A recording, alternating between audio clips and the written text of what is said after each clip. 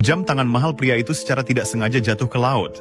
Namun saat ia turun untuk mencarinya, ia menemukan sesuatu yang bahkan tidak pernah ia bayangkan. Begitu ia mulai menyingkirkan pasir, sebuah belati yang sangat tua muncul dari bawahnya. Belati ini begitu tua hingga permukaannya sudah berkarat, namun kilaunya masih tetap terjaga. Pria itu memperhatikannya dengan saksama. Banyak berlian berharga juga tertanam di gagangnya, yang dengan jelas menunjukkan bahwa belati ini sangat mahal dan bersejarah. Pria itu segera kembali ke kapal bersama belati tersebut dan memanggil rekan-rekannya. Setelah itu, semua orang kembali turun ke laut. Mereka tak menyangka banyak harta karun tersembunyi di wilayah laut ini. Tak lama, pria itu mengeluarkan batu besar dan berat dari pasir. Begitu melihatnya, pengalamannya mengatakan bahwa pasti ada kapal karam di sini.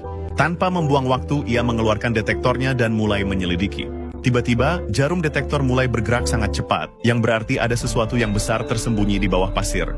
Ia menyalakan mesin blower dan mulai membersihkan pasirnya. Saat mesin terus berjalan, benda yang terkubur di dalam tanah perlahan mulai muncul ke permukaan. Ia melihat bahwa itu adalah sebuah meriam yang sangat tua, yang mungkin berasal dari Perang Dunia Kedua. Air laut memang telah merusak meriam itu sedikit, tetapi benda yang begitu tua dan bersejarah bisa dijual dengan harga yang bagus. Kemudian ia mengikat meriam itu dengan tali dan mulai mengisi udara ke dalam kantong udara agar meriam bisa diangkat perlahan-lahan. Dengan bantuan kantong udara, ia mulai mengangkat meriam itu dengan sangat mudah.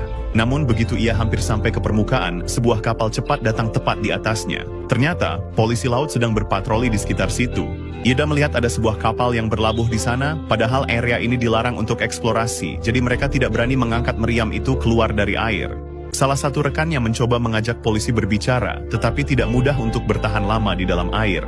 Sementara itu, Paul memutuskan untuk melepaskan sedikit oksigen dan menjatuhkan kembali meriam ke dasar. Namun salah satu rekannya melakukan kesalahan dan tangannya terpeleset. Ia melepaskan seluruh oksigen sekaligus. Meriam itu mulai jatuh dengan cepat dan rekannya juga ikut terseret ke bawah bersamanya. Salah satu tangannya terjepit di bawah meriam. Semua rekannya maju untuk membantu, tetapi meriam itu begitu berat sehingga tidak ada yang bisa menggerakkannya. Selain itu, oksigen mereka juga hampir habis. Jika terus seperti ini, semua orang bisa kehilangan nyawa. Di saat krisis ini, Paul menggunakan otaknya.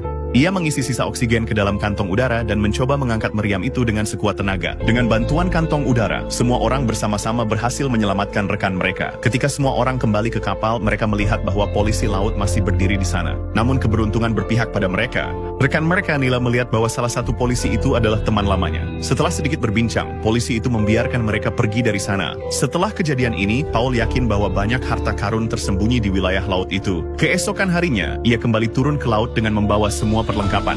Kali ini, belum setengah jam berlalu ketika ia tiba-tiba merasakan sesuatu yang aneh. Saat ia mendekat dan ia melihat sebuah pesawat yang jatuh. Ia segera bergerak ke arahnya dan memeriksanya. Namun apa yang dilihat Paul di sana sulit untuk dipercaya. Selama beberapa hari, Paul benar